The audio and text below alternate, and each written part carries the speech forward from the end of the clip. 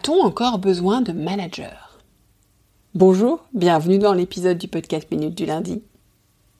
La question est posée dans Stay Hungry, qui est une newsletter, la dernière création de Fanny Piechioda. Très précisément, la question posée, c'est « Post-Covid, a-t-on besoin de managers ?» Je l'ai déjà partagé au micro du podcast, on en parlait très récemment avec Charles-Henri Besser-Desorts, dans son interview sur les enjeux de 2022. Les collaborateurs, toutes générations confondues, sont en quête d'autonomie et de responsabilisation. On y a goûté, et ça peut plus être accidentel. Cela doit devenir mainstream. Stay Hungry dit « Exit donc les managers en quête d'ego ou de pouvoir ». Et il cite dans cette newsletter une étude réalisée auprès de 3000 collaborateurs aux US suite au phénomène de la grande démission, dont on a aussi parlé sur ce podcast, et qui dit que 83% des salariés outre-Atlantique considèrent qu'ils n'ont plus besoin de managers. Il déclare également que les managers sont la principale cause de toxicité au sein d'une entreprise. Le principal problème étant que les managers n'ont pour certains pas adopté leur mode de management à la pandémie, alors que les aspirations des salariés ont radicalement changé. Alors cette posture, elle paraît un peu radicale, et puis on ne peut pas toujours se comparer aux US, on a une culture, et celle de nos entreprises aussi, de culture est assez différente, mais ça reste une question intéressante qui mérite réflexion et débat. Alors avant de vous partager ma réflexion et ma proposition, je vais vous donner celle de Stay Hungry. Donc Stay Hungry dit, sans en arriver à l'abolition totale du poste de manager, il suffirait de le transformer en management d'inspiration. Plus qu'un supérieur, le N+1 de demain pourrait se métamorphoser en leader collaboratif. Là pour vous faire grandir et vous stimuler au quotidien. Il porterait tour à tour la casquette d'expert, de coach et de Pygmalion. C'est pas très nouveau parce qu'on parle de manager coach depuis déjà plusieurs années, parfois un peu dans le vide, mais on en parle. La nouveauté, c'est que ça devient incontournable. Et c'est pas pour ça que c'est simple. Je vous propose d'apporter 2 éclairages à ce débat et de vous partager ma réponse à la question et aux pistes d'action. Alors attention, ceci c'est que mon avis, forgé à force de rencontres et d'analyses. Vous pouvez bien sûr en avoir un autre, et je serais ravie d'en discuter. Donc le premier éclairage que je voulais apporter, c'est, j'y vais direct, ma réponse à la question, c'est oui et oui, on a encore besoin de managers. Et pourquoi je dis ça ? Parce que je l'observe dans les entreprises les plus avancées dans leur libération, qui pour moi aujourd'hui est le format le plus ouvert en termes managérial. Et si vous ne l'avez pas encore fait, je vous conseille d'écouter l'interview de Pierre-Yves Antras, dans l'épisode 8 de cette saison 3. Pierre-Yves est dirigeant de Haute-Savoie Habitat, une entreprise qu'il a progressivement libérée et qu'il continue de libérer. Pierre-Yves et son équipe sont très en avance de phase sur nombre d'entreprises. Et il confirme et insiste sur le rôle des managers dans son organisation. Ce qui est intéressant, c'est que les premières approches de libération d'entreprise avaient plus ou moins mis le rôle de manager à terre et y reviennent. Pourquoi ?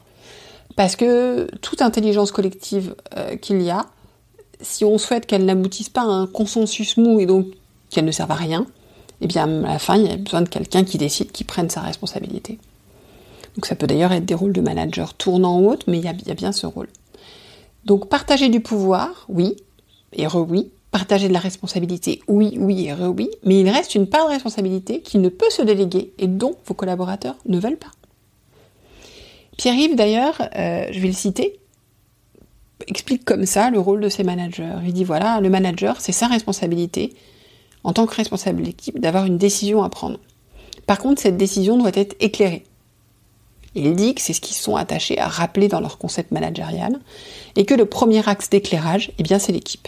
Mais qui peut aussi être éclairé, en plus de l'équipe, de partenaires externes, etc. Et pour faire écho à cette conviction, je vais vous citer Pierre Uhlmann, qui est CEO des réseaux France de BNP Paribas et pilote de la transformation, qui va être bientôt sur ce podcast. Et il partageait jeudi dernier sur LinkedIn, je vais le citer à nouveau, « Aujourd'hui, le cœur du problème est la capacité des dirigeants ou managers par extension à comprendre l'intérêt d'écouter les autres. En effet, nous ne sommes pas omnipotents, nous ne savons pas tout, et pourtant, nous devons être orientants. » Donc oui, selon moi, ce rôle reste essentiel, mais on voit bien que la posture doit changer, subtilement, qu'il y a un nouvel équilibre à trouver en développant l'écoute et en restant orientant, j'aime assez ce terme, en prenant aussi sa responsabilité quand elle est à prendre. Donc, est-ce que c'est le manager coach ? C'est encore quelque chose de très différent. j'ai envie de dire, je suis pas sûre qu'il y ait un concept précis. Je pense que c'est à chaque entreprise de mettre en place le concept qui fait écho à sa culture, son histoire, etc. Et c'est quelque chose d'ailleurs dont je parlais aussi sur des épisodes précédents du podcast, en citant des DRH qui aujourd'hui sont en train de travailler à mettre en place de nouvelles formes managériales propres à l'entreprise. Le deuxième éclairage que je voulais vous apporter, c'est que je partageais avec Ludovic Giraudon dans le premier podcast de la saison 3, donc en septembre dernier, qu'une relation managériale est avant tout une relation, donc elle engage deux parties. Et que donc toute évolution de posture se travaille en engageant ses équipes dans la démarche. Parce que si vous écoutez mais que personne ne parle, vous n'allez pas écouter grand-chose. Ça paraît idiot, mais moi j'ai vu des dirigeants mettre une énergie folle à faire évoluer leur posture et aller dans le mur. Les équipes n'étant pas au fait, se demandant ce qui se passait, voire si opposant.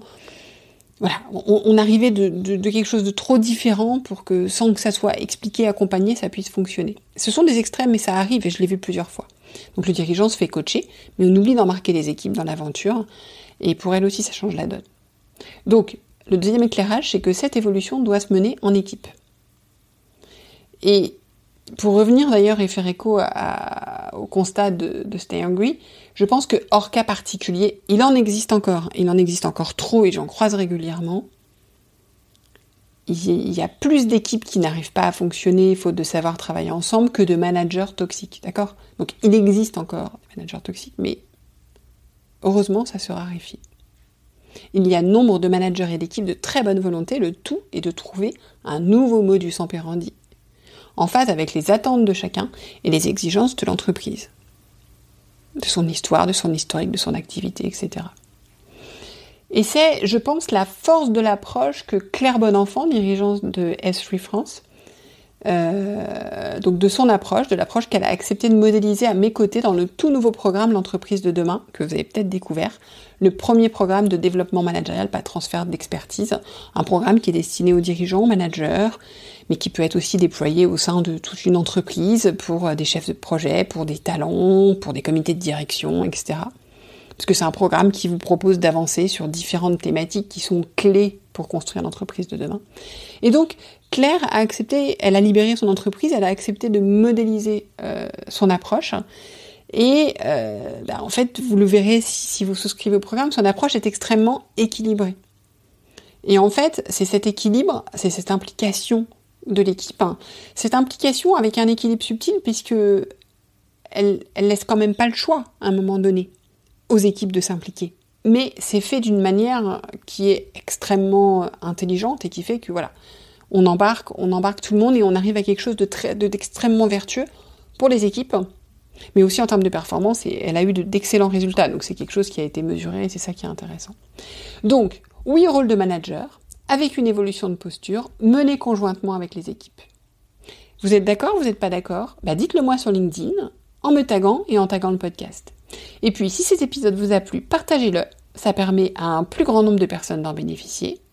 Et puis moi, voir les audiences augmenter chaque jour, ça m'encourage à tenir le rythme, parce que je vous avoue que 2 fois par semaine, c'est pas toujours très facile, que c'est souvent le marathon, et que mon marathon se finit régulièrement le dimanche, car le temps manque.